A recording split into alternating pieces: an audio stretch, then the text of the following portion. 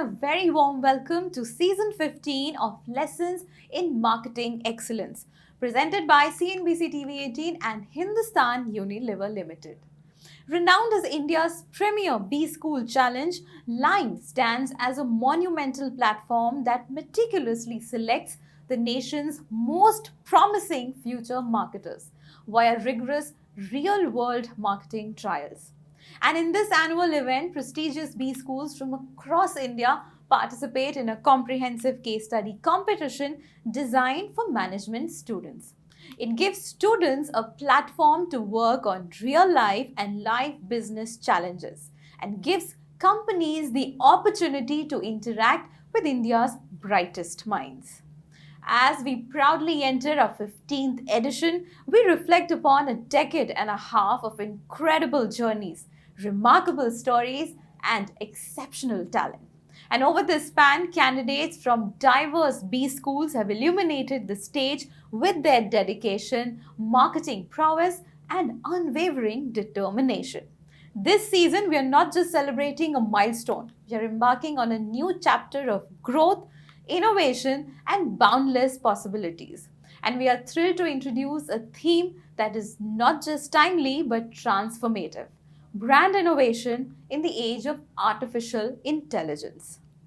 Now, without further ado, let's kick off with the first speaker of the afternoon, a seasoned professional with an impressive over 25 years of experience in customer development and marketing across a diverse spectrum of categories. Please welcome Sri Nandan Sundaram, Executive Director, Nutrition and Ice Cream, Hindustan Unilever Limited, for the opening address as he talks about the genesis behind the theme for this year. Lessons in Marketing Excellence, or L.I.M.E as we call it, is a marketing case competition that has been run by Hindustan Unilever Limited along with CNBC. This program has been very successful for over 15 years.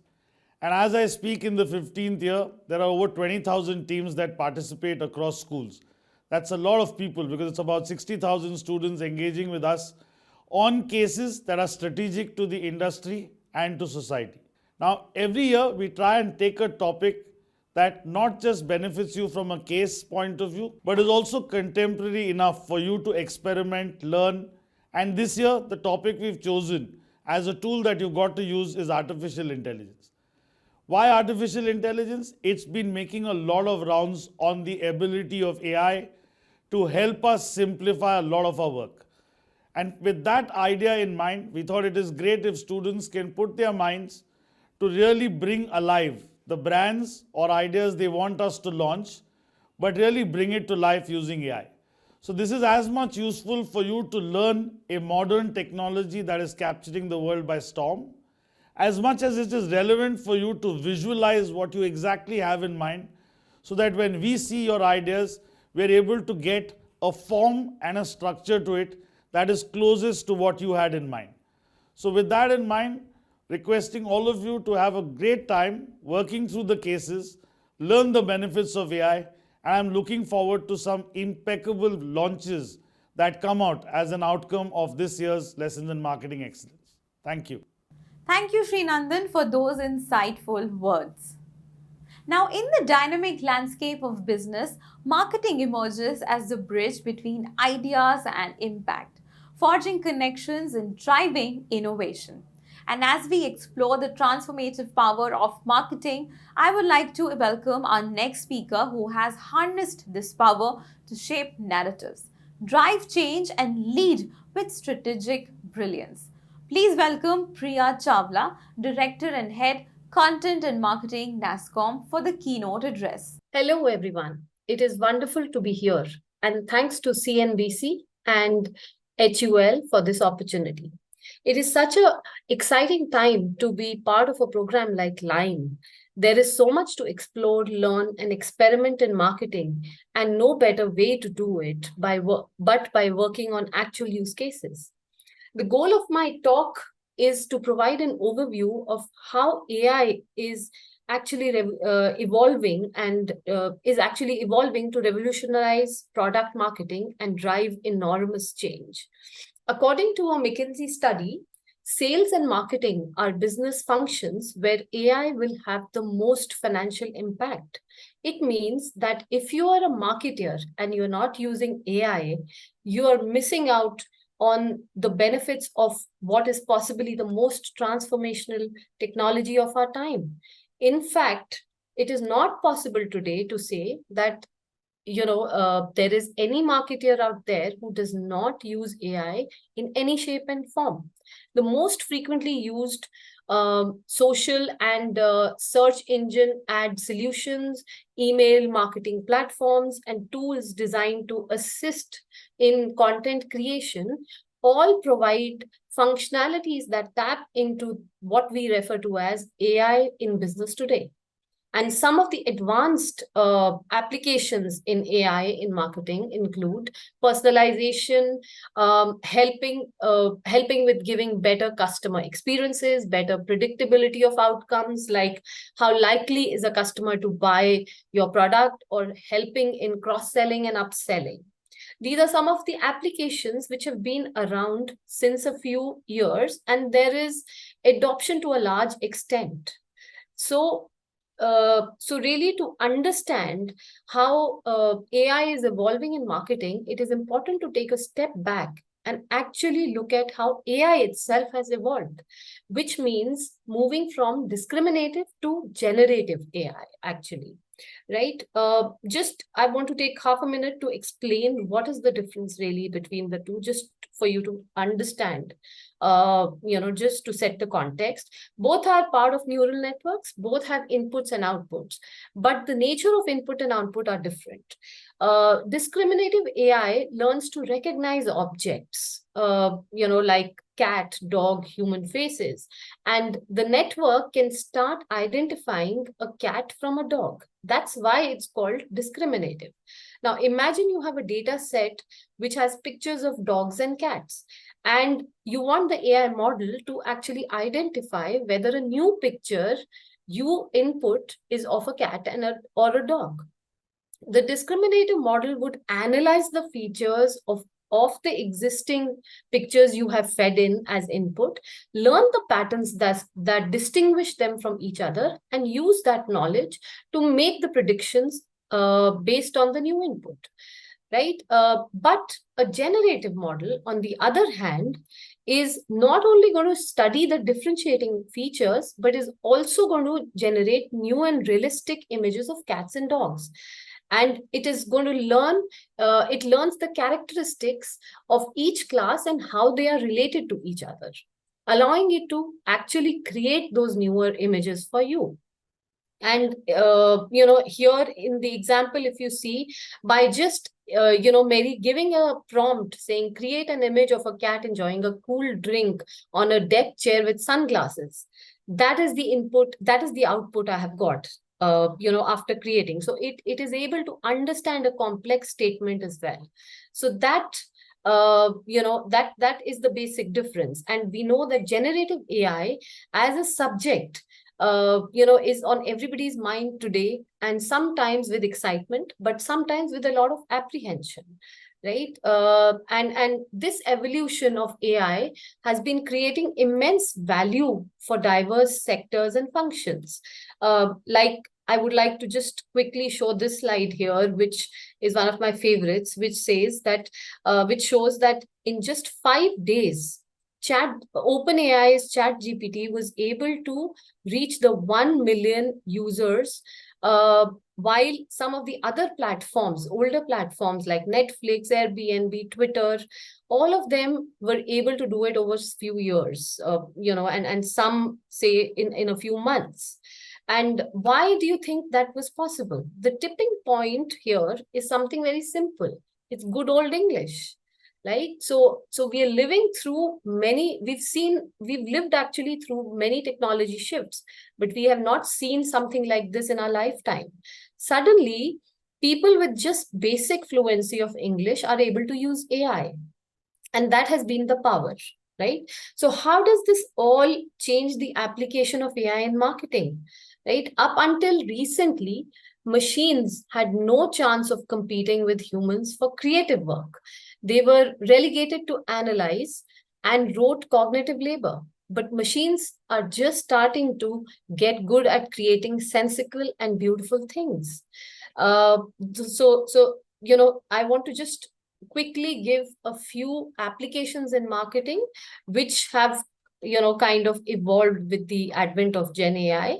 And the key here, the key elements here are text generation, image and video generation, customer interaction, and marketing automation and SGE. I will in a minute actually elaborate what SGE is here.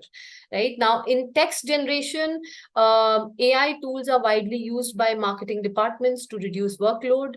Usage of text generation tools in marketing can help create content with context. I think that is very important. Script writing, creating product descriptions, and we know, and we just saw in my previous slide that Gen AI is not just limited to text; it creates visual content too. So various tools such as DALI, such as Adobe Firefly, which I have used to create some of the lovely pictures on my slide, can be implemented to improve marketing campaigns. Example, creating highly realistic images of products for use in online stores, social media channels, your marketing material. Also developing visual branding of materials like logos, keeping your brand persona in mind, creating advertising that is engaging and visually appealing to people, product demos. These are some of the applications it can be used in. Now, it can also be used for one of the good applications recently is for customer interactions. AI can handle customer queries while via chatbots, and while social media or even on the phone. It can provide instant and personalized responses, improving the customer experience, and freeing up human staff for more complex tasks. And in terms of automation, we all know that AI is capable of analyzing large amount of data, but with Gen AI, it can actually analyze all forms of data, whether it is pictures, whether it's videos, images, text, all of it in an unstructured manner. So that is really the USP or differentiating factor there. That is how it can create different, you can discover different content, topic ideas, conducting keyword searches, finding relevant content titles, right? And now coming to SEO, SEO as we know it is getting redefined. Google has just launched an experiment in the US called Search Generative Experience, SGE, where they are integrating Gen AI to give you more information and context to your searches. So with SGE, we can unlock entirely new types of questions which you would have never thought you could search, and transform the way information is organized as well. So I would just, like to kind of show, this is the screen, how it will look like. This is how the search will look with SGE, and how this is going to disrupt the SEO. What does it mean for brands? We are yet to see that. And with time, I'm sure we will kind of look at it. Moving on, I would like to give some examples of some of the brands which have used GPT, and these are some of the early adapters, I would say. The first one is Coke. Now, Coke has launched an AI-powered campaign called Masterpiece that has taken the world by storm, and I'm sure a lot of you might have seen it already. This shows some of history's most renowned arts while using breakthrough artificial intelligence. The entire ad video has been created using artificial intelligence, images, various different tools of GPT actually. The second example here is of Baskin Robbins. So Baskin Robbins recently again launched few of its new flavors, and for the launch they launched a campaign where they had posted some very vibrant, bright pictures where they got a lot of traction on social media.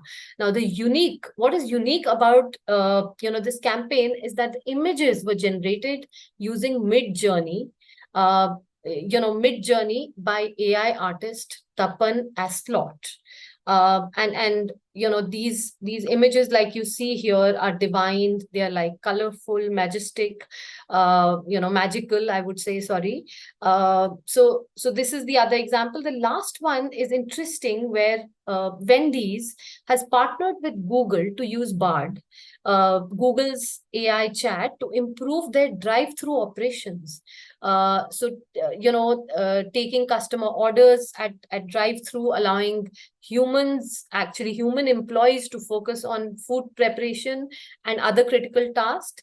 And this system was actually trained on thousands of hours of data, including old order history, customer interactions, to generate responses that are both accurate and personable, right?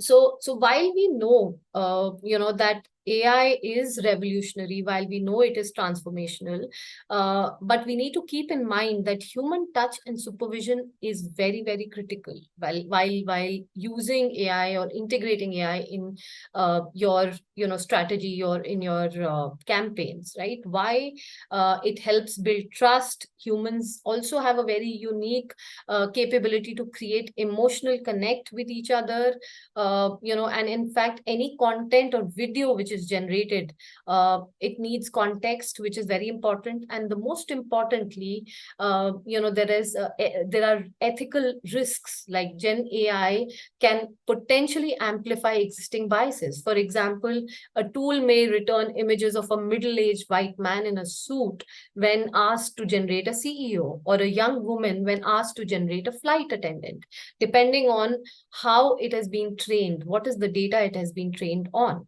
right? So I would, like to end by saying that AI on its own is just a tool. It is up to us to leverage it for our competitive advantage with responsibility, right? So I would, wish all of you here a very best of luck for your use case, for your case study, and wishing you all the best, and thank you so much. Thank you, Priya, for such an informative talk. Now, with a trailblazing career spanning years of strategic marketing brilliance, he is a driving force behind Credit B's mission to redefine lending experiences. His expertise and insights have not only propelled the company's growth but also revolutionized how individuals access financial solutions. So, please welcome Ishan Bose, CMO Credit B, for a special address. Thank you, Radhika, for having me over in Lime Season 15. I believe the topic for the day is that how AI can revolutionize product marketing. There are two different terms over here: artificial intelligence and product marketing, two different buzzwords. So, let's just talk about them one by one. Let's start with product marketing with a real life example of any of us walking into a retail store. Let's say a modern retail store, right? So, imagine you're walking into a modern retail store, and you just enter the gate and there are plethora of options. It's a huge space. There are so many products, there are so many items in the store, but there's nothing to guide you. There's no one, there's no indicative, there's no individual to guide you which item is there in which part of the store.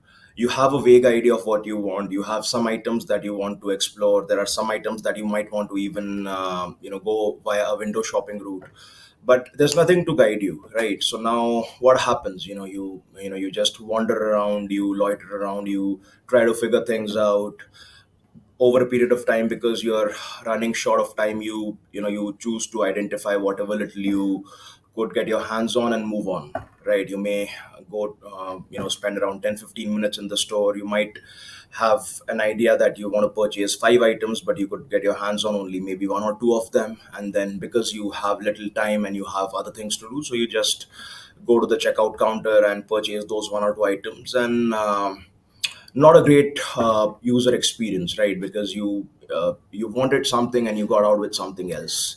Now imagine you coming out of that store and walking into another modern retail store right next to that, right? Similar store, a similar modern retail store, same items, but right next to the first store, you just walk into that.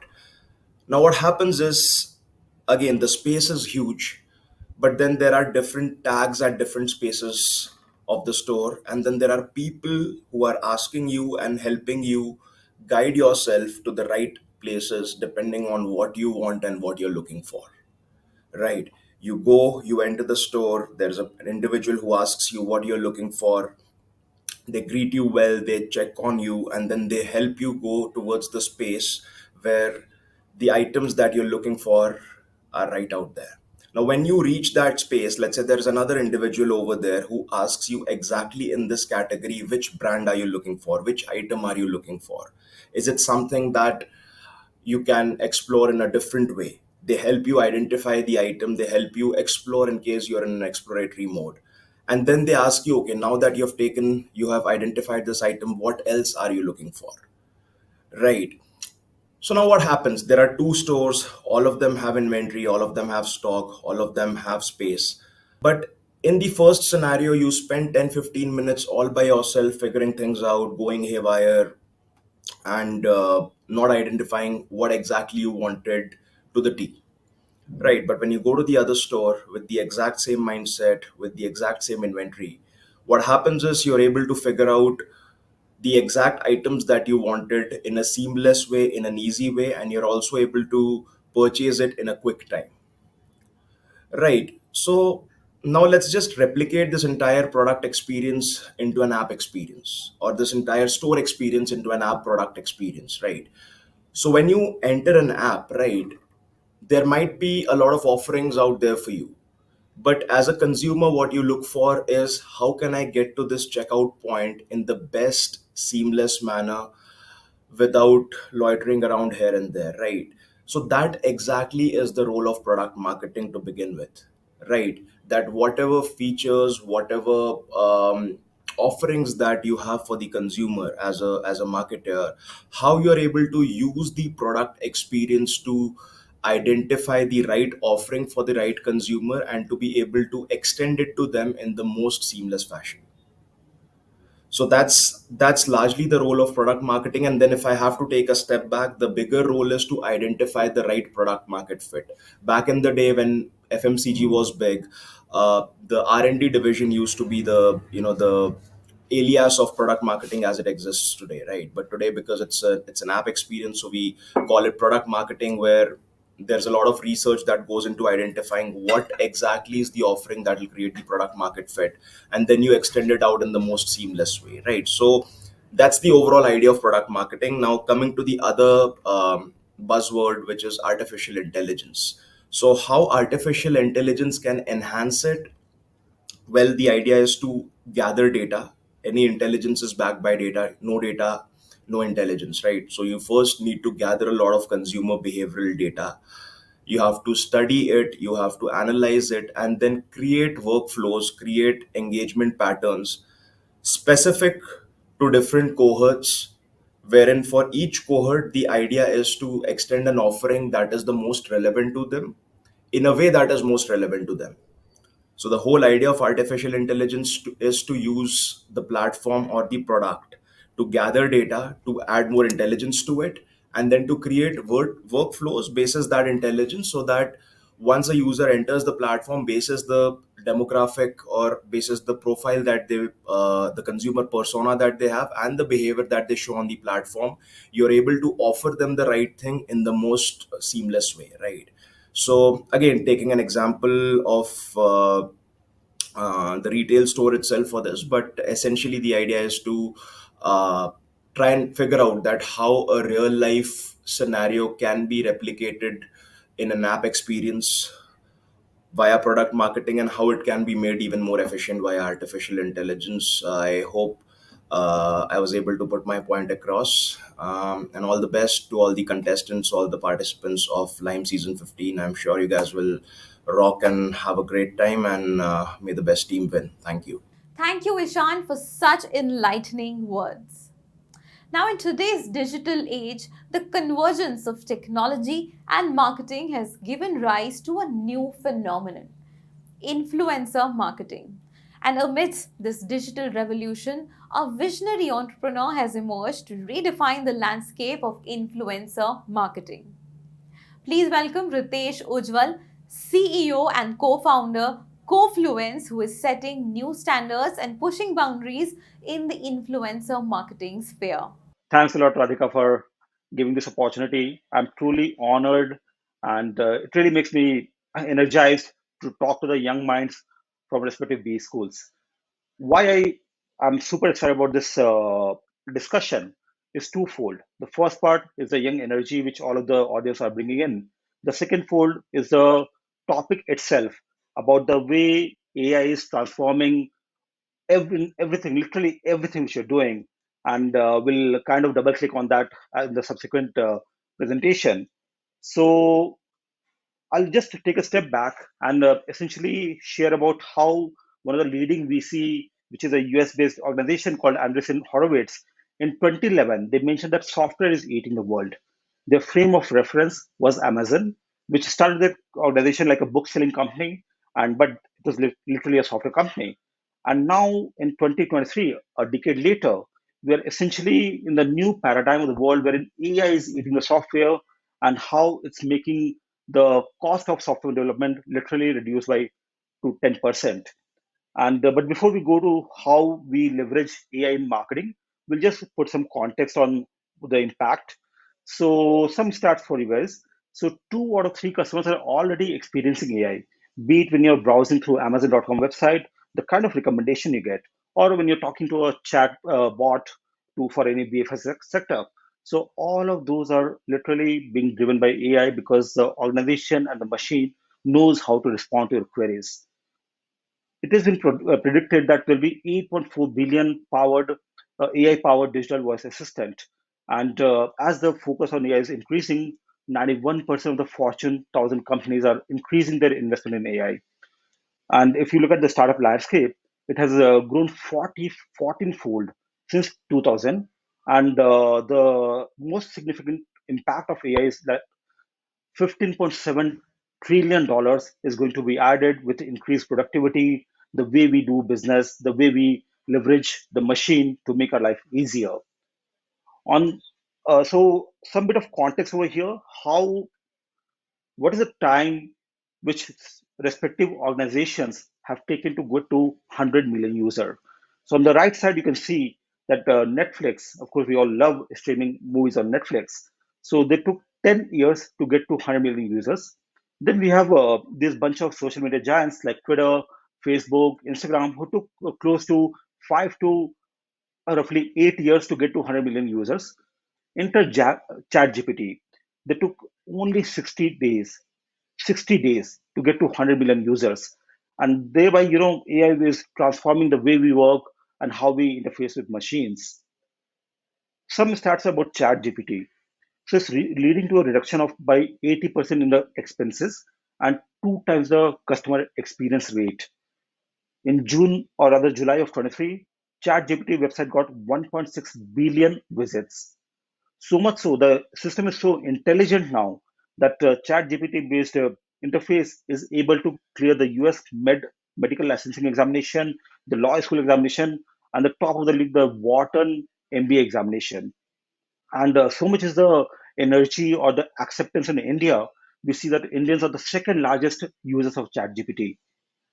And this is having a significant impact in the developer ecosystem in India, wherein India is leading the world with close to 85% of developers pretty much leveraging AI in various use cases, be it chatbot or be it prediction across the use cases or a content generation, so on and so forth. So it has the largest percentage of developers using AI.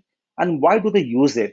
So first of all, it's leading to a very improved collaboration, and essentially the accuracy in coding. You might have read about how GitHub has released a Copilot, wherein the code shall be scanned and whatever error handling, what kind of correction we need to do, stuff like that, which is leading to greater efficiency, and the learning curve is really shortened. ChatGPT can give you the exact direction, what kind of algo we need to use, what kind of sorting algo we need to use, stuff like that, and thereby having leading to increased productivity. And when we come to the original context of marketing. So over here, we'll spend some time. So on the one hand, we are getting a humongous amount of data which has been driven. India currently has close to 500 million transacting e-commerce users on the digitally. And over there, we are getting a lot of information about the historical transaction, the browsing pattern, the add to cart, so on and so forth, based on which we are able to uncover a lot of data-driven insight that if a customer is visiting your website, let's say from a Telangana, on a village in Telangana, what is the likely purchase he or she is able to do first? And this thereby is leading to hyper personalization. Jeff Bezos, close to 20 years back when he started Amazon.com, so he had a clear vision that in Amazon.com, everyone needs to have a unique storefront. And thereby, no two users who is visiting Amazon.com will have the same Apple to Apple homepage, because based on the browsing, transaction, historical geography, zip code, and stuff like that, we are experiencing a hyper personalization of our experience on e-commerce. And again, based on this data-driven insights, we are able to have a predictive analytics. So, for example, we can actually predict that, okay, how is this campaign going to perform? And we can forecast that, okay, based on the, let's say Misha is doing a kurti campaign, so we can see that, okay, what is the estimated impact, which is essentially helping the suppliers, the predicted demand, predictive supply, and thereby the inventory prediction, so on and so forth. Another humongous application which we are having right now is on the chatbot and virtual assistant, because you may come across various chat applets in which you are able to pretty much understand what exactly the user typing in the query. And then correspondingly, there will be very personalized response based on the historical transaction or the doubt what the customer will be having. And to summarize, we are also having this recommendation engine in which you might have seen when you're browsing through Flipkart that items you may like. So we are having recommendation. Just one example. We are having a recommendation engine for the what kind of campaign you need to have. Let's say you're planning a campaign for Independence Day or Onam. So what kind of campaign, what TG target audience you need to kind of appeal to, what kind of campaign tonality, messaging, so on and so forth, leading to a very wholesome, intelligent marketing ecosystem. So, coming to how we are leveraging data and AI along with machine learning in Confluence products. So, it all starts with a lot of data gathering based on various integration across the social, which I mean, essentially, let's say we have our integration with Facebook, YouTube, Twitter, LinkedIn, so on and so forth. So we're able to get the social data for the brands as well as for the creator, that what kind of content they're having, what kind of audience the creator is having. Is the creator able to appeal more to, let's say, 25 to 35-year-old female guys in Karnataka or Bangalore? And then we are having the e-com transaction, that what kind of transaction the audience is actually getting more, taking more action. And then we can see that what is the transaction frequency, what kind of products they are buying, what kind of value is having. And then we have the CRM as well, that when are they actually replying to various communication, whether is push notification the right way or is WhatsApp the right way to reach out the customer, so on and so forth. And based on these data, we come to the profiling part, wherein we have the campaign persona, brands persona, and we have these various attributes which we generated. That whether this brand is a e-com brand, and then based on that brand, who is a right creator. We do a lot of heavy lifting on the content classification. Is it a let's say foodie whose reel gets more views, or a more whose carousel post gets more engagement, so on and so forth. And then we also do a profiling of the audience, and what is the interest of the audience, what is the demographic. And we also in social media we have a lot of risk area about the inactive followers or bot followers, stuff like that. And based on this profiling, we do the modeling part, wherein we pretty much predict that what is the likelihood of success of this campaign, or likelihood of the success of this content, how many views this reel is going to get, how many views this YouTube shorts is going to get, so on and so forth. And we have this lookalike is also very interesting, because once we see that a campaign is performing well by a foodie who is in Gujarat, so based on that we can see that based on the audience overlap, we can recommend that what are the other creators who may work well for the brand. And based on that, we have the recommendation that what is the right collaboration for the brand, what is the right collaboration with the creator, what kind of content should be done. So that's the modeling part, which leads to the output, which is a decision. So we match the right brand to the right creator. the right content to the right brand, and the right audience for the based on the campaign objective for the brand. And we also have this pricing, that what is the price of a reel? If I'm a foodie creator on Instagram who get 100K views, what is the right price? The price may vary if you are in Tamil Nadu vis-a-vis the price, if at all, it is going to be in Delhi. So of course, we have all of these pricing decision which gets done by the system itself. And then comes a slightly difficult part, which is about the content review. So for example, if Domino's wants the creator to wear a shade of blue, and there should not be any oil spillage on the pizza which the creator is talking about.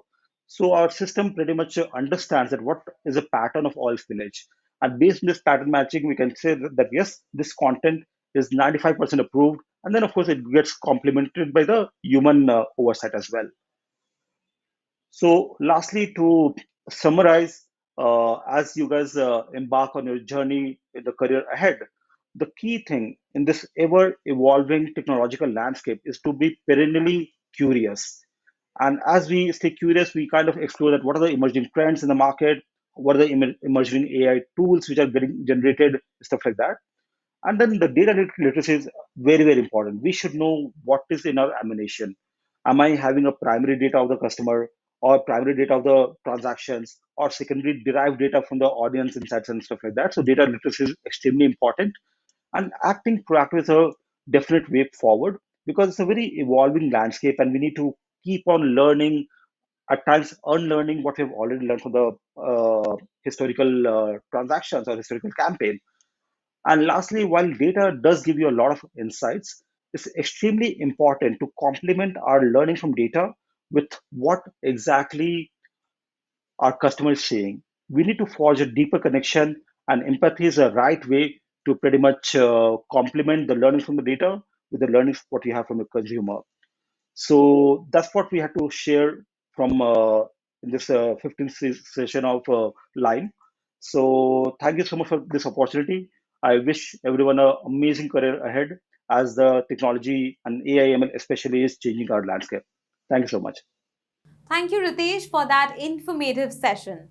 Now that you've heard from leaders and practitioners on how AI is impacting the business, it's time to delve into the case for this year. Please join me in welcoming Aditya Kashyap, who is the head of Home and Hygiene South Asia, Hindustan Unilever Limited, who will introduce us to the captivating case study of this year. Over to you, Aditya.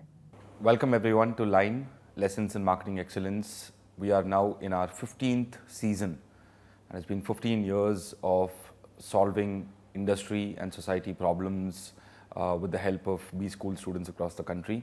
Super happy and delighted to be a part of this experience and season 15 with all of you. Line season 15 is going to be held in 3 rounds, and we are here to speak about round 1. And round 1 is a really interesting problem, or an opportunity if you look at it that way. The case involves the might and the breadth of all the brands and all the categories in Hindustan Unilever Limited. In round 1, the first thing that you would have to do is to pick any category from HUL and pick any brand. Tough choice given the breadth of HUL, but that's the first thing that we want you to do.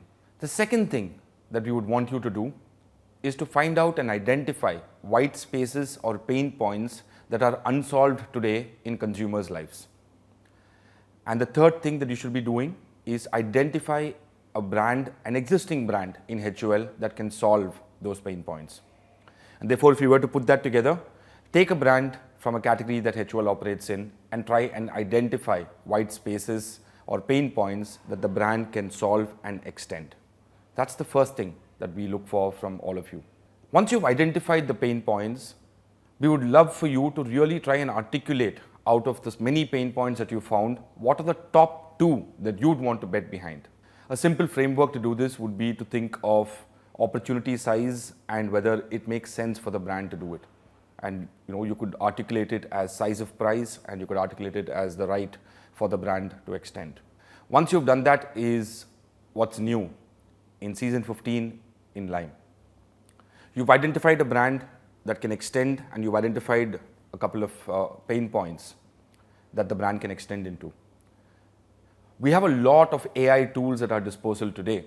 Think ChatGPT, think Midjourney, think trends. There are so many tools available for free to use.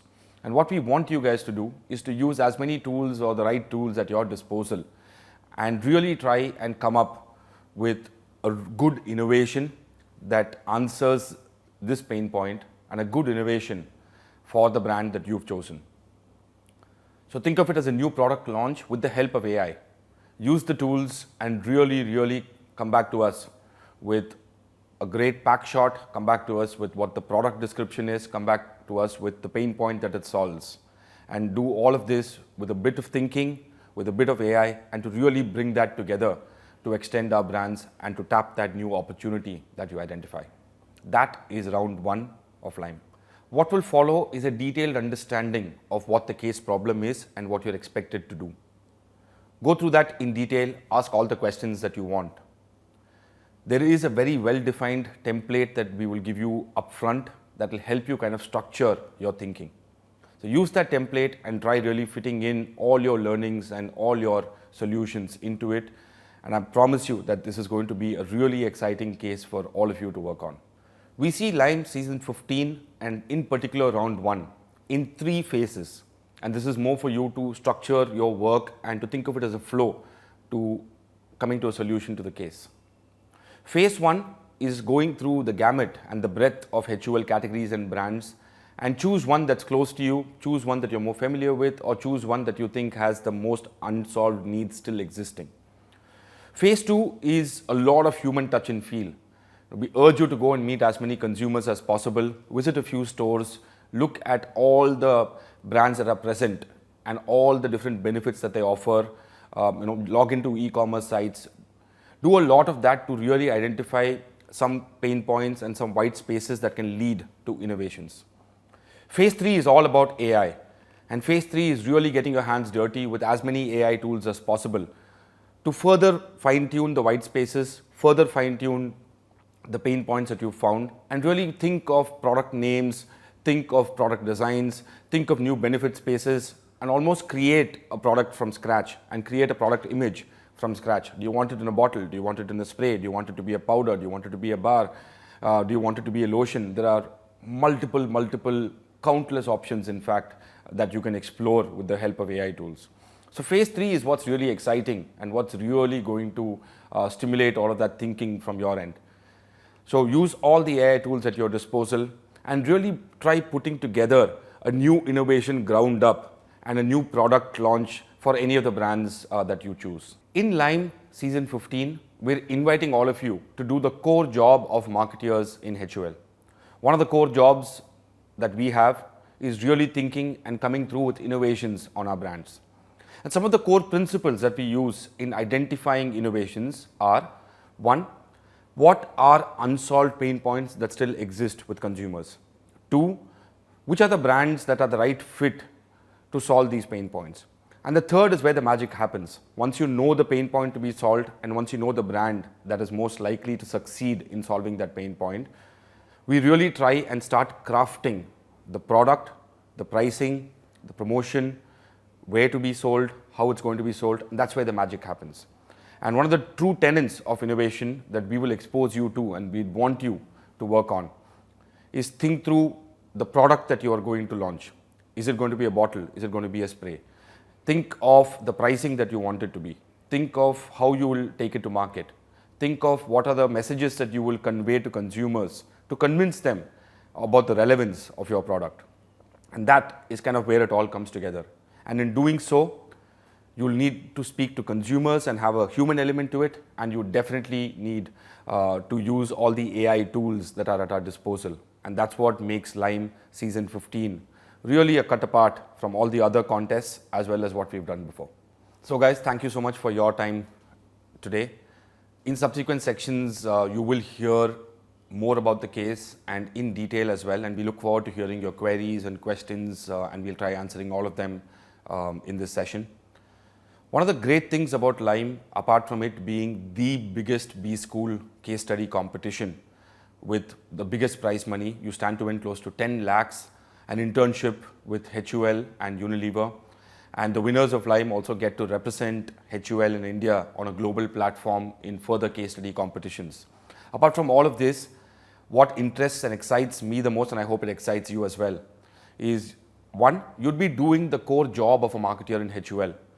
You will actually be coming up with a new product, that is your baby, that is completely yours, and that can see the light of day from us as well. And that's one thing that is definitely exciting. The second thing is to really get your hands dirty with all the artificial intelligence tools that are out there, to really be the cutting edge when it comes to marketing and the use of AI is another thing that I really hope that you take away from L.I.M E, apart from the great goodies that are in store in, again, what is India's biggest B-School case study competition. So all the best, looking forward to the subsequent sections and looking forward to all your entries into L.I.M E and round one. Thank you, Aditya, for giving us an overview on the case and also your expectations from the participants. I'm pretty sure the participants are already raring to take a go at it. But before we get down to the modalities to explain the case study in detail with the presentation, please welcome Varun Satia, founder and CEO, Craft Shala. Over to you, Varun. Good evening, everyone. I hope you're having a fantastic time at L.I.M E Season 15. We're now getting to the action part of L.I.M E. My name is Varun Satia and I represent a company called Craft Shala. And we have worked with Udeliver to co-create this case. And my job over the next 45 odd minutes is to help you develop an approach that will really help you succeed in L.I.M E. Now, if you don't know anything about Craft Shala, I'll give you a quick introduction. Craft Shala is India's largest institution in terms of marketing placements. We started in 2017 and we started working with L.I.M E in 2018 with Udeliver. And over the last 6 years of association, we have seen a lot of students put in a lot of effort in order to get to the next stage of the competition.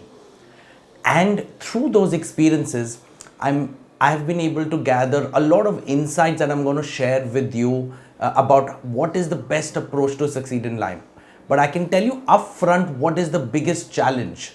And that biggest challenge typically tends to be not skill, not capability, not knowledge, but time. The biggest issue that business school students face in succeeding at L.I.M E is the fact that they have very intense schedules and therefore they're not able to figure out where to find the time and how to optimize their time such that they can succeed in this challenge. And I can't add more hours to you. What I can do is give you an approach that will give you the best chance of success. Yeah.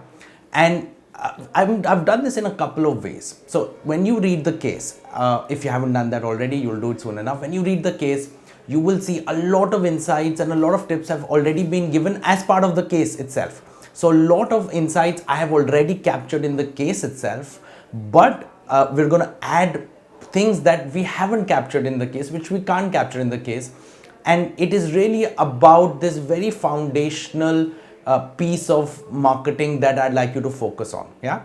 So by now you are already aware that this season's case is about finding white spaces, right? So what you need to do is to pick up an HUL brand, figure out what are the interesting innovation spaces, and you use AI to hopefully help you there and bring that innovation to life through an interesting use of, once again, AI tools, right? That's broadly what you need to do, right?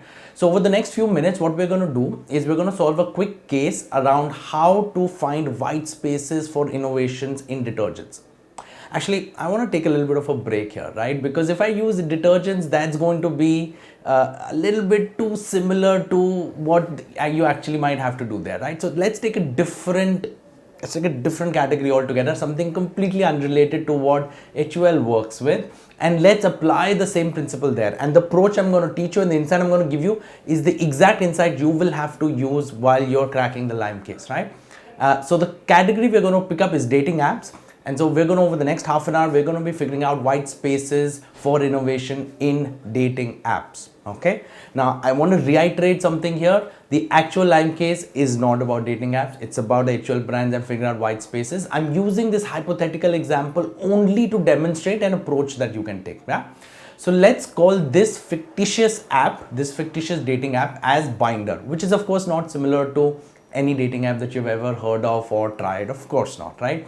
Now, Before we get on to solving for the category, I do want to clarify a little bit of background knowledge that dating apps tend to have very skewed gender ratios, right? So most dating apps will have very sort of skewed ratio in terms of men is to women, right? A lot more men, a lot less women, which is why the success of the app largely depends on your ability to attract women, especially at the start, right? So therefore, when you figure out white space for dating in this category, the universe is largely women for you, right? So when we do that segmentation, all of that, you're only looking at women, initially attracting women, because if you attract the women, then the men should come in, right? That's the theory itself. Of course, you have to do work to get the men as well, but we'll ignore that complication for now. Okay, so we're on the dating app category. The case is in the task is in front of you. You know what to do. You're supposed to figure out white spaces.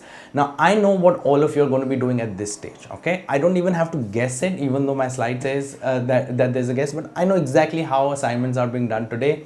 You're going to go to Chat GPT and you're going to put a prompt of the kind that you can see on the slide here, and hopefully if you're well versed in Chat GPT or these AI tools, then you will put a very sharp prompt and you'll get good responses. Otherwise you'll have to play around with it. Likely you'll have to play around it for a little bit, and then you'll get some examples. Now I'm not going to stop you from doing that. I'm not even going to discourage you from doing that, right? That's the magic of real world, right? This is not cheating like it is in an exam. This is the real world. You use every tool at your disposal to get the right answer as quickly as possible, right? So therefore I'm not going to dispute it. I'm just going to walk you through what will most likely happen. So we've put the prompt is in front of you, and once you put this prompt in, Chat GPT will come up for the range of responses, right? So if you want to figure out what are the biggest issues with dating app, then Chat GPT will give you a few ideas to work with, right? These ideas, as you can see on your screen, some deals with superficiality, some deals with harassment and ghosting and so on and so forth. So a range of ideas that have come in, right?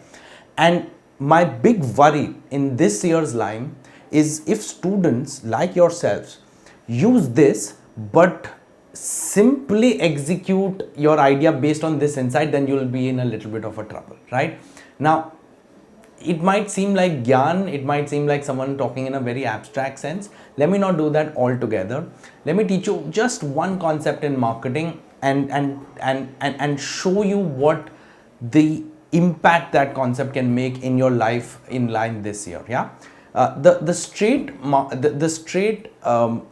concept I want to teach you is around consumer insights, and the reason I'm doing that is because products are largely based on consumer insights, right? So to give you one very quick definition of consumer insight, and I know this will sound a little bit boring, but stay with me, right? We're going to get things into a little bit more interesting levels. But anyway, let's start with it, right? So consumer insight is basically a deep understanding of the motivations, attitudes, and beliefs that impact behavior or non-behavior. Okay, that's the fun part. Second, it is based upon a human truth, and I'm going to explain human truth in just a second. And the third is that it includes an element of tension. So what that means essentially is, imagine if your product is the solution to the to something, the insight is the problem that you've identified, right? So that's why the tension is very important. Now, I said I'll explain a human truth. What's a human truth?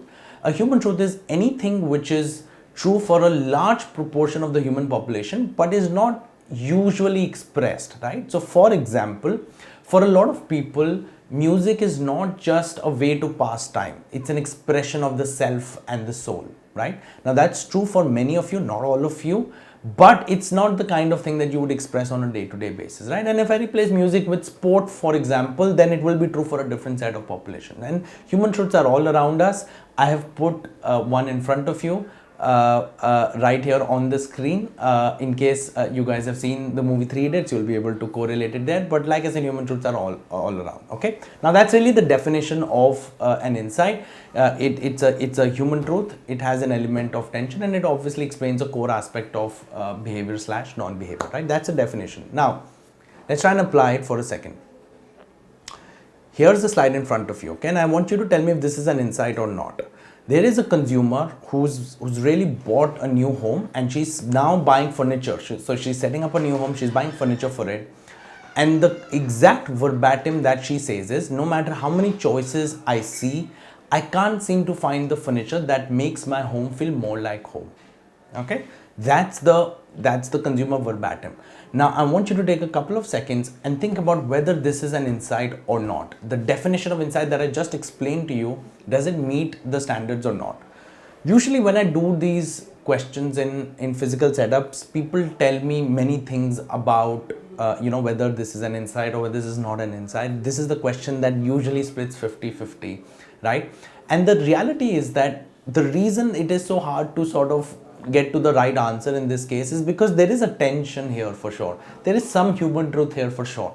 But the problem is that we don't exactly know what is what is bothering this person, right? So I'll give you some things that people assume it to be true, and then when they tell me, they realize that, oh, actually people have interpreted this statement in different ways. So some people assume that this woman has a very sharp idea about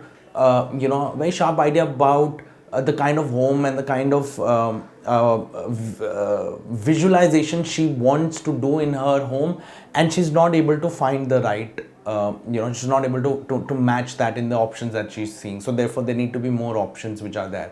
Or some people go the other way and say, look, this is a woman who doesn't know what she wants. She's just indecisive and she can't make up her mind, and that's why she's struggling with it, right? Or some people say that it keeps going on and on and on, right? So if you can't really articulate the problem well, then your solution is unlikely to be accurate, right? So therefore insights don't usually come by just a consumer statement.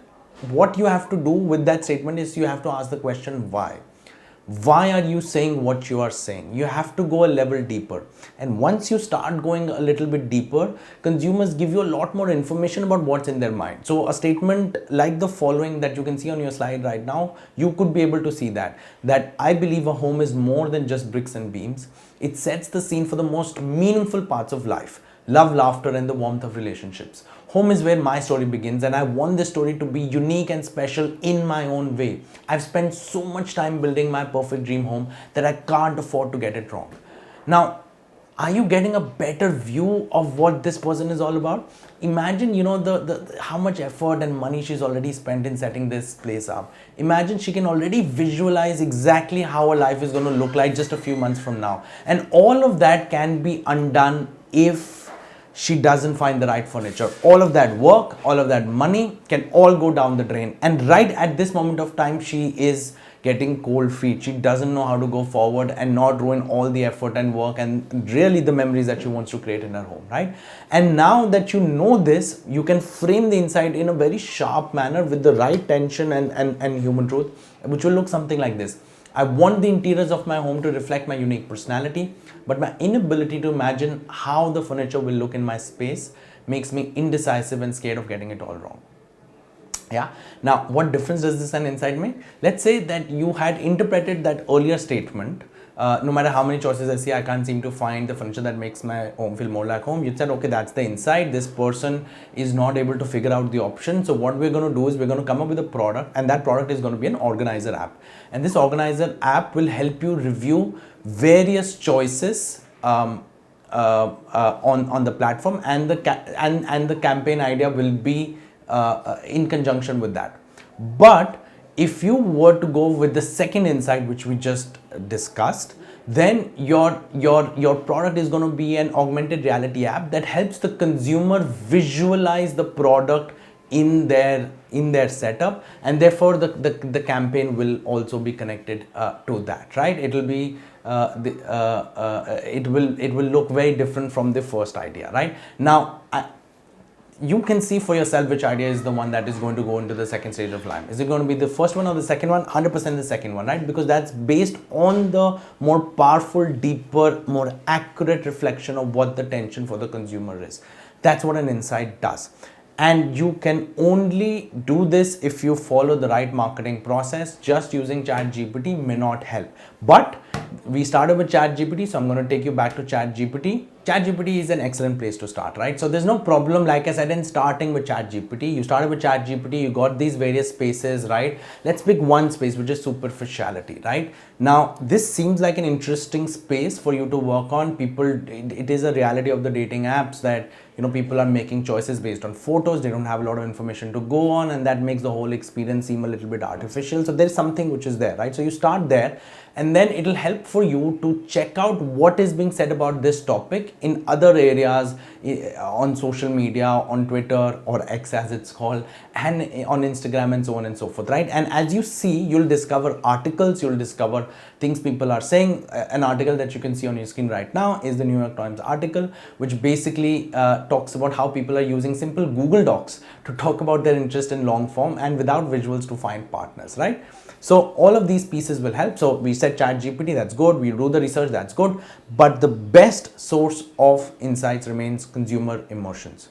There is absolutely no substitute to looking into the whites of the consumer's eyes once you're trying to decode which way your marketing and your product innovation has to go in, right? So this is the part of L.I.M.E that is never changing. Every year that L.I.M.E has been around, it is there, and every year that L.I.M.E will be around, it will be there, right? So because the real insights really come when you combine that information with chat GPT, with news, with consumer emotions. Okay, now I promised that I'm gonna cut down on the effort that you will have to spend in order to come up with a very good submission. One of the ways in which I'm going to do that is I'm going to teach you something called a super consumer deep dive framework. Right now, this is a framework that at Craftshalla we believe enormously in, and the reason I'm sharing it with you right now is because it will help you figure out what questions to ask your consumers such that you are able to capture the right information and then use it in L.I.M.E, and not, by the way, not just in L.I.M.E stage 1 but stage 2 as well, right? So the same consumer work that you do in stage 1 will also help you in stage 2 as well. But I'm going to focus our discussion today largely on how you're going to use this information in stage 1, which is the stage that you first have to clear in order to reach the next stage. Okay, now the super consumer deep dive framework essentially is a very simple framework. It has 3 levels, okay, of capturing the consumer. Okay, at the level 1 you capture who the consumer is, and you basically try and describe the consumer in visual detail. In level 2, it is about capturing the behaviors that this consumer does with respect to your category. And in level 3, we find out the whys of the behavior, right? So why is someone saying what, why does someone say what they're saying? That's really what the piece is.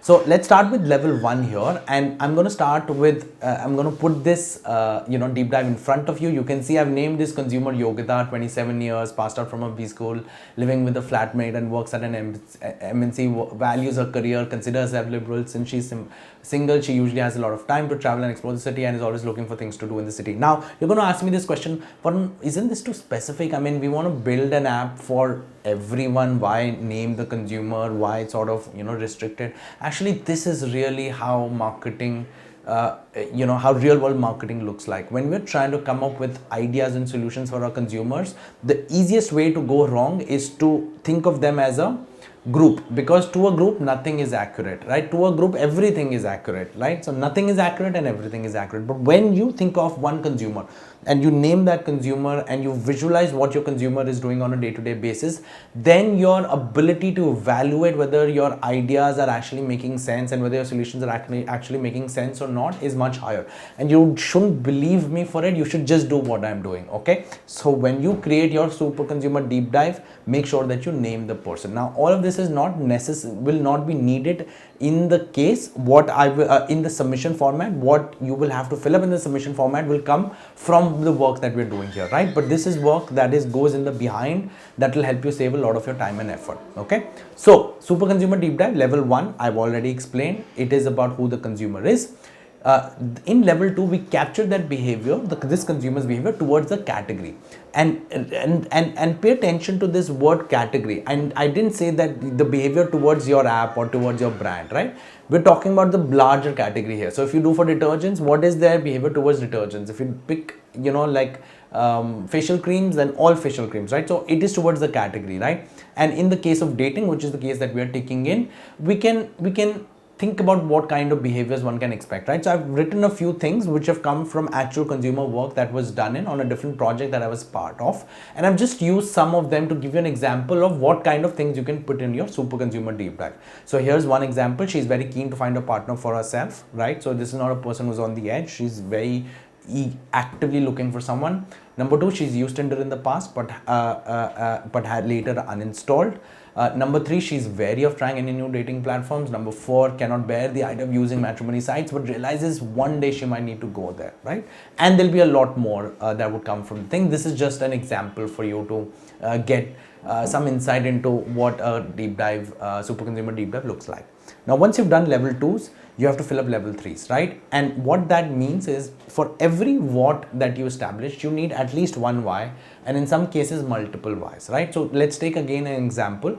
The first what that we said there is she's very keen to the first what was she's very keen to find someone for herself. What is the associated why here?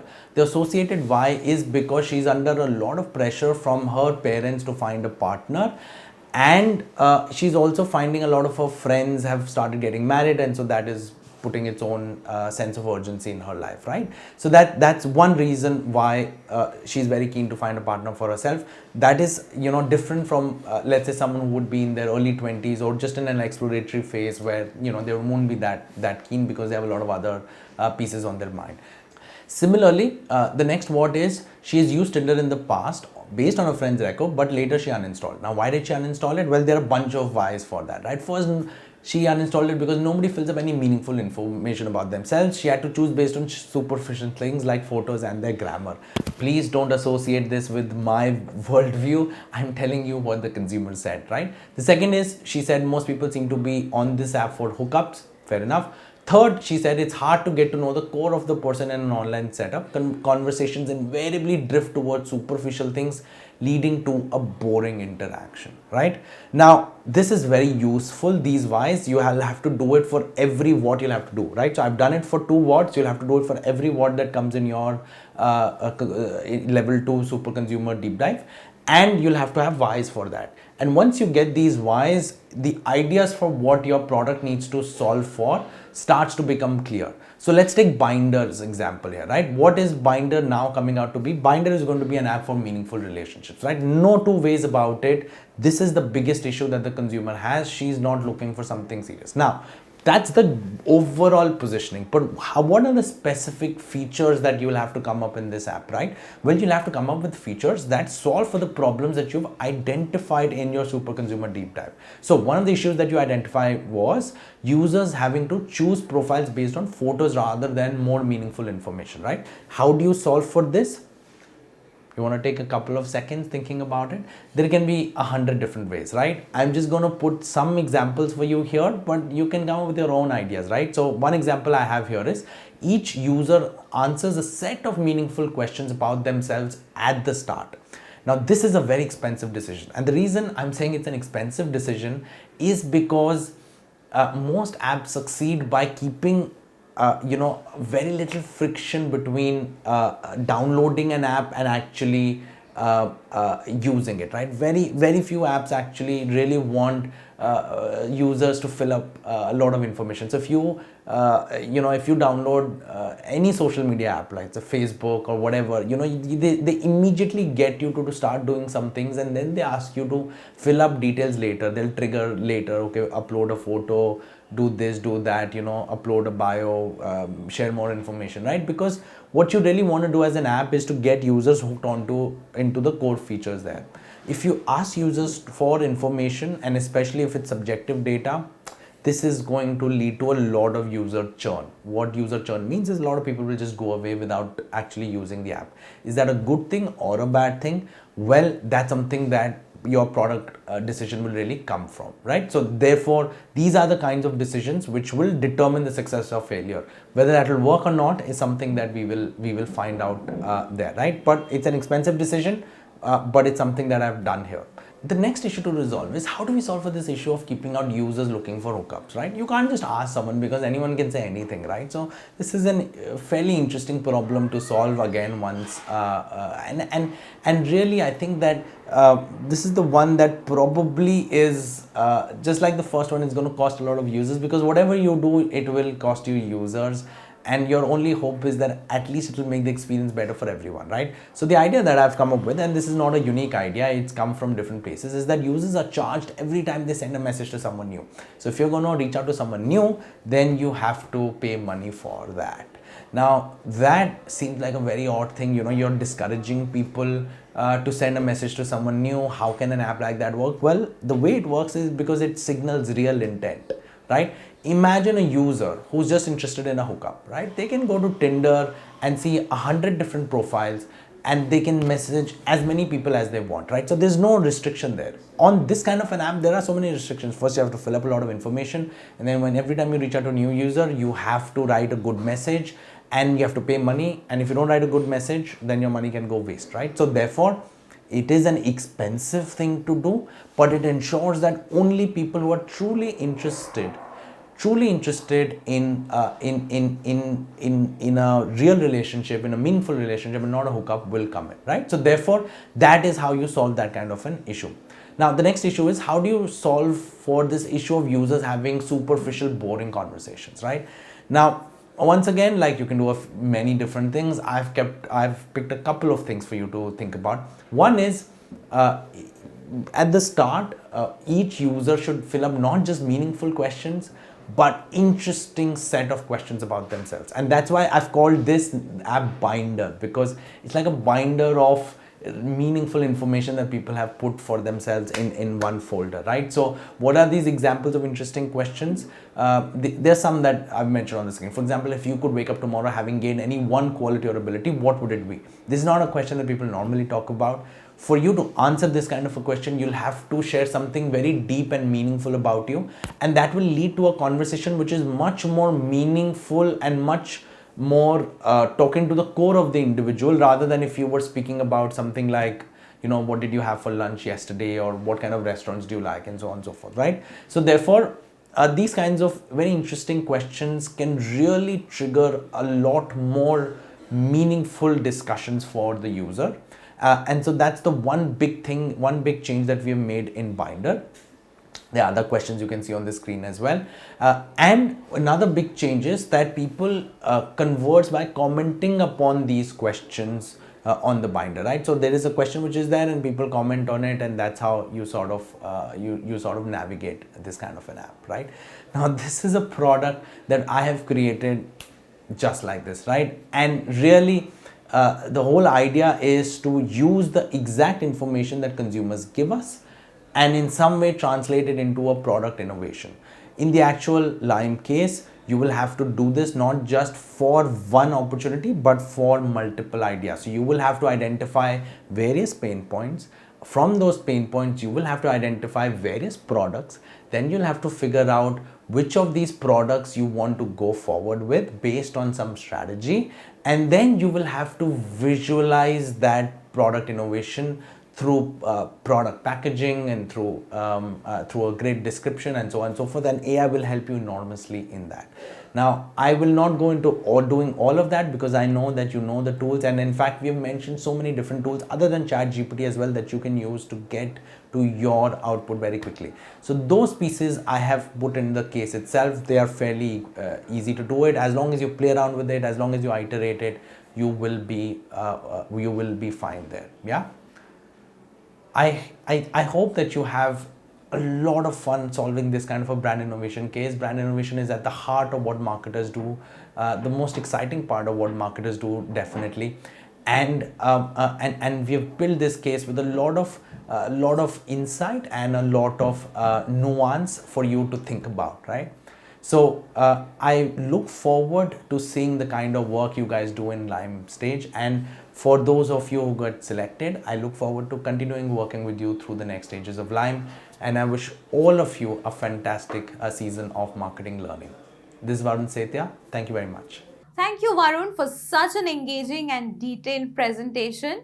Now, ladies and gentlemen, we are about to begin an engaging Q&A session. If you have any questions or inquiries, please feel free to type them in the chat box. But first, let's gain some inspiration from previous winners as they reflect on their journeys and insights. And to take this session forward, please welcome Nikita George. Employer, Brand and UFLP Manager from Hindustan Unilever Limited. And over to you, Nikita. Thanks, Radhika. I am very delighted to speak to all of you today. I'm Nikita George, Employer Brand Manager for HUL, and I also lead the UFLP program, which is the Unilever Future Leaders program. It's great to see another season of Lime kickstart, and I'm sure while all of you are raring to go and take a shot at the case, and you've heard enough about how to approach it, some tips and tricks from people who have done it before you and have won Lime would definitely help, right? So that's what I'm here to do today, to introduce to you three of our winners from season 14, Shambhuda, Shreya, and Vandana, who will quickly join me to take you through their journey of experiencing Lime and answering a few questions that may be on your mind today. So, on that note, can I welcome the three of them? Great to see you guys. I think we can start with a quick round of introductions, maybe, and then share with us what you're currently doing. So, on that note, can I hand it over to Shreya to kickstart this?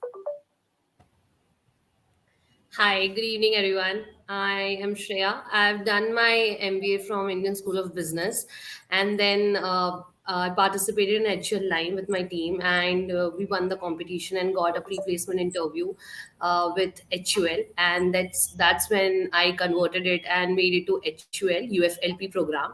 And as a part of my program, I am doing my sales stint in south of Andhra Pradesh. And yeah, having a good time here and looking forward to answering your questions. Thanks, Shreya. Maybe we can speak to Shambhuda next. Shambhuda, would you like to introduce yourself? Yeah, sure. Hello, everyone. Similar to Shreya, I also graduated from the Indian School of Business this year. I'm currently working in HUL itself, and I got this opportunity through the pre-placement interview. It's been 3 months since I joined. I am working as an area sales manager in Odisha. Perfect, nice. And lastly, to Vandana, who also is from the same institute, but let's listen to where she is headed right now. Thank you, Nikita. Hi, everyone. Good evening. I'm Vandana Sharma. I also graduated from ISB, like Sampradaya and Shreya. So currently, I'm working as a strategy manager in an e-commerce firm. So yeah, looking forward to answering all the questions and having a good time. Great.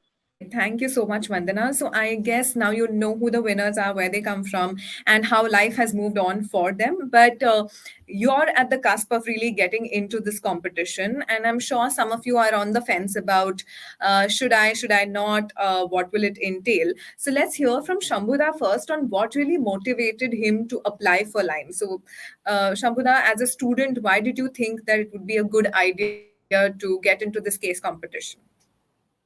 Yeah, sure. So essentially, Lime is like the biggest case competition in India, right? With over 20K participants. So it doesn't get any bigger than this when you talk about case comps. Then there are some additional benefits as well. So once you reach the semis, you get the chance to get mentored by senior leadership who guide you throughout the journey to the finals.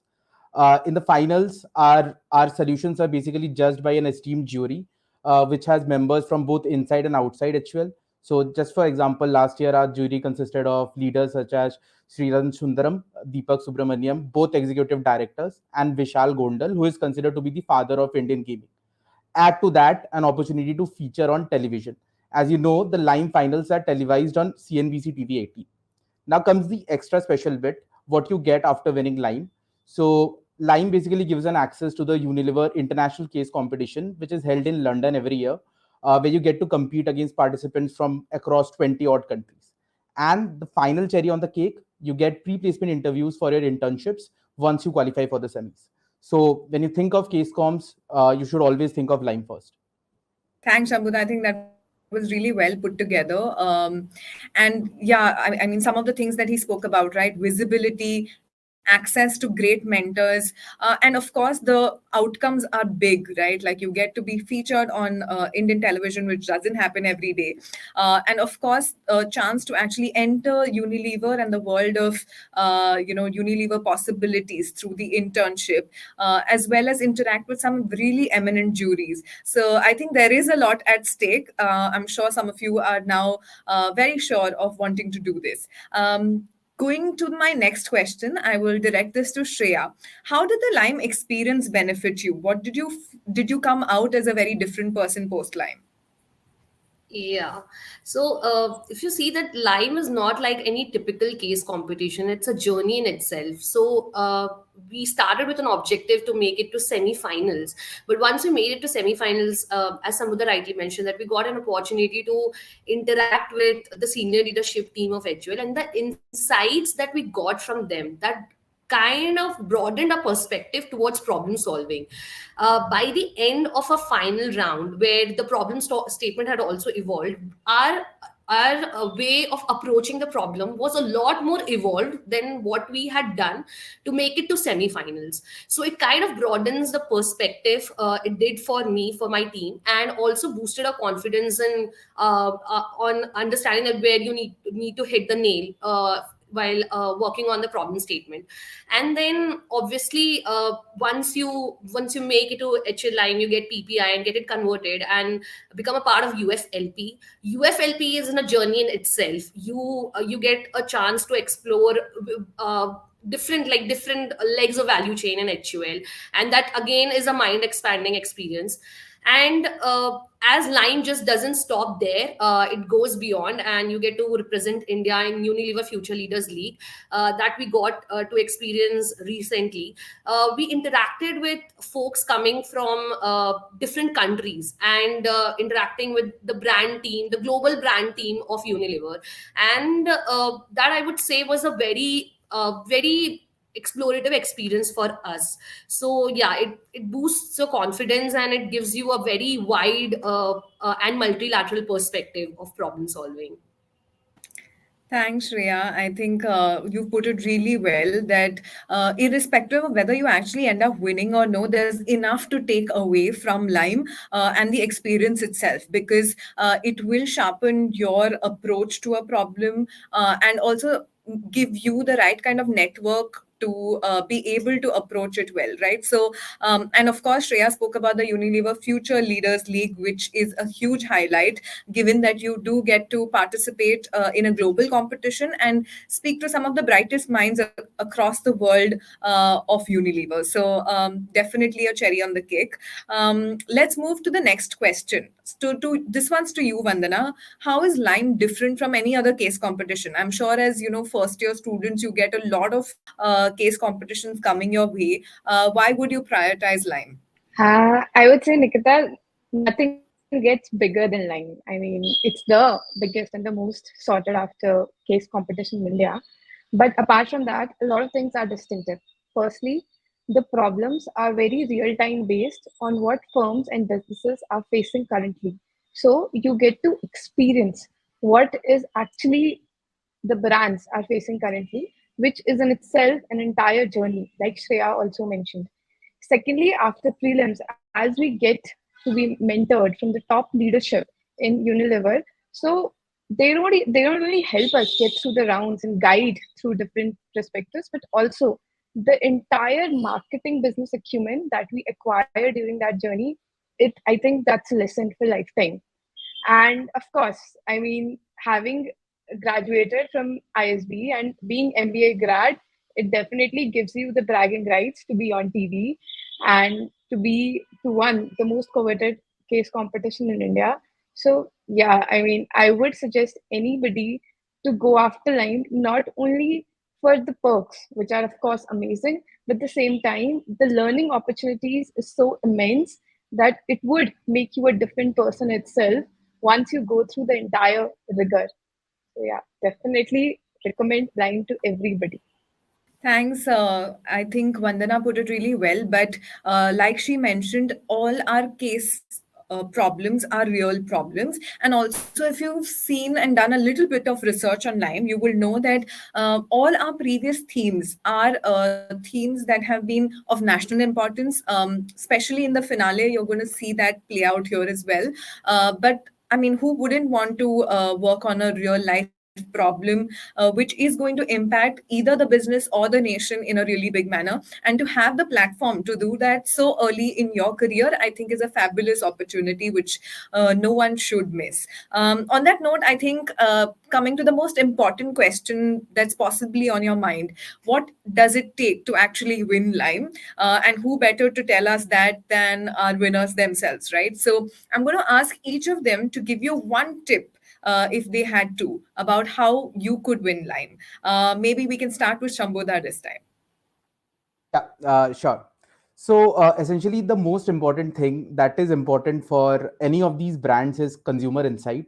So whenever you have a problem for you, the most important thing that will come up that the brand is right now solving is going to be that consumer insight. So whenever you have a solution, just make sure that you are creating a consumer insight that is currently unsolved by the brand, and that becomes the core of your idea. And then comes the execution and henceforth, right? So the most important tip is essentially creating a consumer insight and essentially forming the idea alongside it. Yeah, I think that's a good one. Everything starts with the consumer, right? So you should be able to sort of figure out what is the consumer insight before you actually get into solutioning. Usually, a problem that most of us face, which is we just want to get down to the solution, but starting with an insight is the strong, foundation that you need to get to a great solution. Good one, Shambudha. I'm going to ask Vandana next to give us a tip. I think the most important thing which worked for all of us as a team was thinking very critically on all the aspects of the case, be it the problem itself, what the consumer insights we got, what was the key job to be done, what the solution we proposed, and what was the impact. Everything was thought through very critically in the same manner. So I would suggest all the future aspirants to challenge each other in your team and make sure you're thinking through everything and focusing on the right problem. Fantastic. I think that's another really good one. As you guys know, Lime is a group competition, which means that you are going to have your peers sort of through with you through the journey. And one of the best things to do is always challenge each other, critique each other, because if you don't do it, the jury is going to do it, and then you may be in a spot. So it's better to always have each other's to sort of bounce off ideas, and really come to a cohesive solution that all of you truly believe in. That's a good one, Vandana. I'm going to go to Shreya next for the last tip before we wrap this session. Yeah. So many a time what happens is that you are fixated with your solution. You think of an idea and then you're trying to tie it up with the problem and try to bridge that gap. But I would say that that is not an ideal and a healthy way to approach a problem statement. And specifically, as we talked about Lime, where the problem is so real. So I would say that the important aspect here is to actually break down the problem statement, make it simple. So when you get a problem statement, it's a brief of a case, like it's a case led, and then you have to make it brief and you have to break it down simple, make it simple for you, and then come to what exactly the problem is. So understand the problem, and once you've understood the problem, then go about understanding that, okay, what am I deriving out of the problem, like what is the consumer insight, and then probably you brainstorm about the solution. But just go read the problem statement, read again and again, and discuss about it. So that would really help. That did for us. Yeah, I think that was again a really good trip. That very often we are stuck with our own, bright idea, which may not be the best, and often it's difficult to kill something that you've sort of thought of. And so, I think the best approach is to keep going back to the problem statement, decoding it really well, simplifying it so that you are clear on the assumptions that you're making or the situations that you are talking about, and then coming to a good solution. But again, the strength of the team is going to be about being cohesive, being able to bounce ideas off each other, and really benefit from the conversations between you. So, on that note, I think we're going to wrap up this segment. Thank you so much.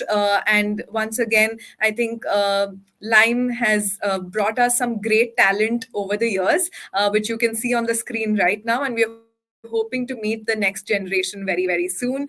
Thank you so much, Shreya, Vandana, and Shambhuda, for joining us today. On that note, I think there are questions already coming in. You've seen the entire showcase now, and I'm going to request, Varun and Aditya to join me now, so that we can answer some of the questions that you've been posting to us.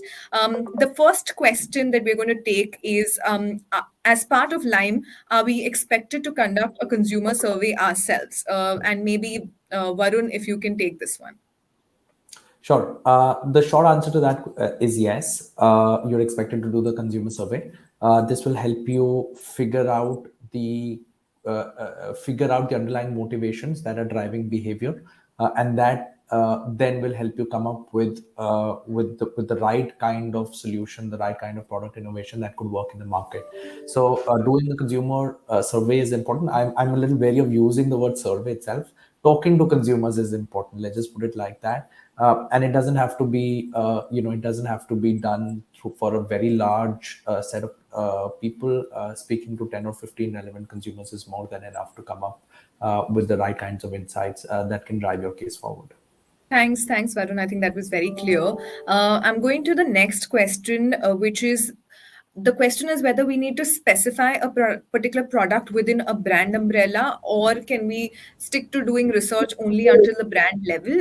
I think this is a very clear question on how deep do you want the students to actually go down to. And Addy, Aditya, if I can request you to take this question. Sure. Thanks, Nikita.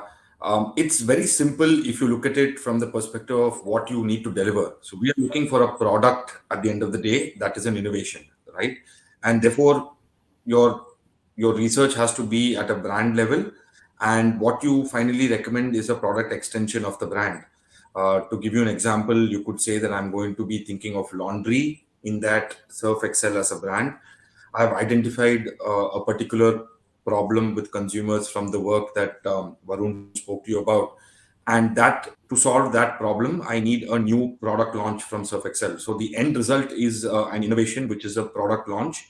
And therefore, the research has to be till the end of identifying that product. Over to you, Nikita. Perfect. We've already got our next question, so I'm going to go and maybe come back to you, Addy. Can one ever be Missy in a marketing insight framework? Is it possible to map out all behaviors towards a category? Is the question. I'd like to think so. And that is when you really stretch yourself to find unsolved pain points, right? Of course, in the not be fully exhaustive, but and that's an ongoing journey, right? So yes, it comes to something as simple as an example like this.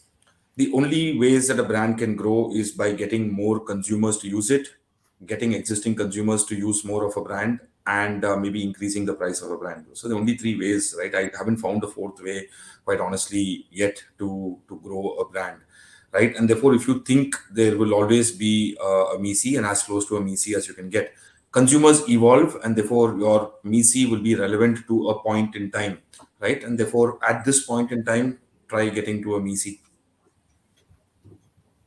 Over to you, Okay. Nikita. Yeah, thank you. The next question is, does the solution need to be a new product, or is it okay to improve one of the existing products? By and can they take any product? Can we take a look at tech products that empower the current product line, or does it have to be an FMCG product? I think this is a very clear one, and I'll request Varun to take this one. Sure, Nikita, thank you very much. On the first question, it can be an improvement on the product, but the improvement has to be radical enough such that it can come under some kind of a brand extension or some kind of a newness to it. So think about it this way: if there's a particular brand which delivers a particular benefit, and you are changing the technology or some process but still delivering the same benefit, and therefore it's still the same product in front of the consumer, that's not innovation, right? So in our parlance we call it renovation. You can basically call it an improvement on the product, but if there is a certain a certain radical improvement that you've done, something that the consumer is not used to seeing, something which you can clearly distinguish that, look, whatever has happened before is this is a product which is in a slightly different category, because the benefit that I'm giving is either far superior to whatever exists in the existing category or very different. Maybe it addresses a certain barrier to consumption, or anything of that sort, then it is an innovation, right? So we're talking a little bit of a degree here, rather than let's say looking at a binary answer of yes or a no, but that is where the answer lies in, right? So it has to be enough for consumers to say this is something new and different. And obviously, obviously, the quality of your solution will determine whether you go forward or not, right? So if it is just a moderate improvement, then it's unlikely to sort of be that interesting. On the tech innovation piece, I think that's a very fascinating question. It's a great question, right? Because sometimes you discover consumer pain points that essentially cannot be covered through a classical FMCG formulation, the way we formulate FMCG, and so therefore might require something with FMCG plus something else. And I think that if a solution has a tech involvement, then that's good, but it still has to come from the same brand. So think about it this way: you pick an HUL brand. Let's say you pick a brew, right? And you say, okay, I'm going to launch, brew is available in XYZ format. I'm going to bring a tech innovation to brew that delivers it in a different format. That's very interesting, as long as it is brew we're talking about, and as long as it is delivering to a pain point within the category. So that's fine. But if the innovation moves away from coffee into something which is completely different, where the element of our product is not really there, then that's not interesting, right? So you still have to that tech still has to deliver a certain product, and it still has to come from a certain brand. We're not really asking you to create a new brand identity. So think about it this way: whatever brand you've picked up, if you saw an ad from this brand advertising it, will it make sense, or will your mind just go that, oh, how can this brand be into this category, right? So that's a very good sense of that's a very, very good way of getting a sense of whether this is making sense or not. Thanks, Varun. I think that those were some really nice tips to think through this. The next question is, do we also have to focus on the STP and the pricing strategy for the product or the brand that they're picking? Aditya, can I request you to do this? I think the STP is a simple answer. It will come through in when you define who the target audience is. And pricing, yes, it is mentioned, and it's one of the things that we'd love to hear from you. Thanks, Adi. I think Yeah, very that's it, Nikita. So straightforward yes on both. answer. Yeah. I think the next one is around the slider or the outcome that we've requested for. The details on the D2C mentioned 3-slider PPT at one place and one slide at another place. Can you clarify? So I think this is very operational in that sense. So I'm going to request Varun if you can just help with what is the output that we're looking for. It's 3 slides. The format is already available. You don't have to worry about how to format it and what details. Right? We've put everything there, so you can simply focus on the nature and the quality of your answer. It's and not about other these pieces, right? So it's 3 slides.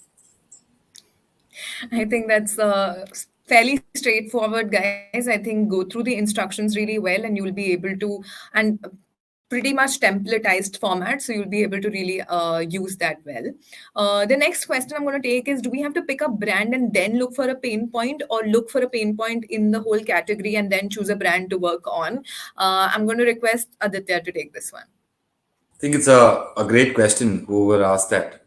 I mean, both are valid routes. From my experience, however, looking for a pain point in the category and then choosing a brand to resolve it is a better way to go. And I say that because pain points are what consumers have in relation to a category. So if I'm going to do laundry, I have a certain set of pain points, right? And if you identify what those pain points are, then you can always choose the right brand. So there are some problems that Wheel as a brand solves, there are some problem that Rin as a brand solves, some problem that Comfort as a brand solves, right? But but the consumers don't start brand first, right? They start from the act of trying to wash their clothes, or they start from the act of wanting moisturization on their skin, right? And therefore they start from the category. And I always find that going category in that pain points, and taking an unsolved pain point and then finding the right brand fit to extend a more robust way of doing it. Over to you, Nikita. Thanks. And I think with that, I'm going to go to the last question for today evening. If you have any more questions, guys, you can, of course, reach out to us and then we will get those answered. But I'm going to ask the last question again to Aditya. When you say a product, what exactly are we looking for? Are we looking for a new Surf Excel or a deep learning model? Can you share an example? Is the request. Okay, I'm not sure of what you mean when you say deep learning model. So let me try, going with an example here. The consumer pain point in laundry that remains unsolved can be: I wash my clothes, but after 24 hours, they are, even after I iron them, they are wrinkled. Let's say that's a pain point, right? Because it's not like every shirt that you iron the very next day you wear it, right? That's what you'll get by speaking to consumers. So I have an iron shirt in the cupboard, but by the time I take it to wear it, it's wrinkled. The solution can be a spray that creases out wrinkles, immediately.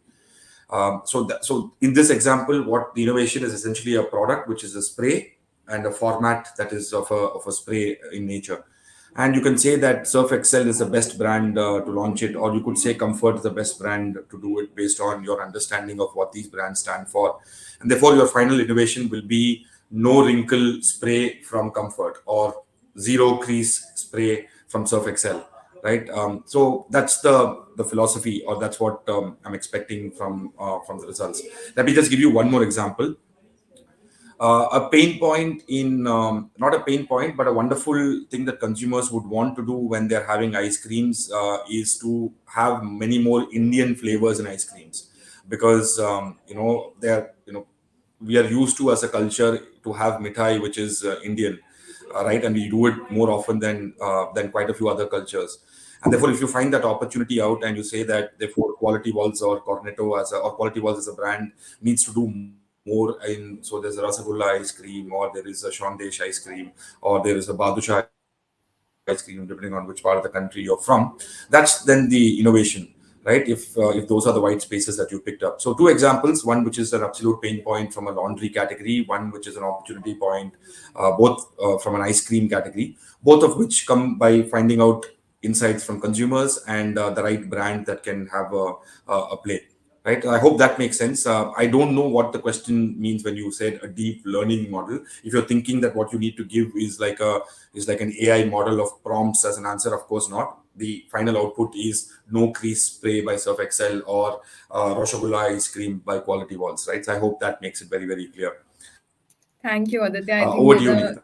yeah, I think those are great thought starters, and I'm sure everyone's now got a gist of what we want and what we're looking for. Really excited to kickstart this season because our brands are excited to also implement some of the ideas that we're going to get through this. On that note, I want to thank Aditya, Varun, and our winners of season 14 for joining me today. And on our behalf at HUL, we're really excited to see all the entries come through.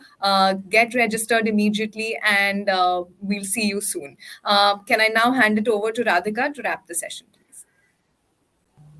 Well, all right. We hope all the queries have been resolved by Nikita, Varun, and Aditya. Thank you so much, guys, for answering all these questions. And with that, it's a wrap today. We look forward to many more exciting marketing solutions and out of the box ideas in this season of Lessons in Marketing Excellence, presented by CNBC TV 18 and Hindustan Unilever Limited.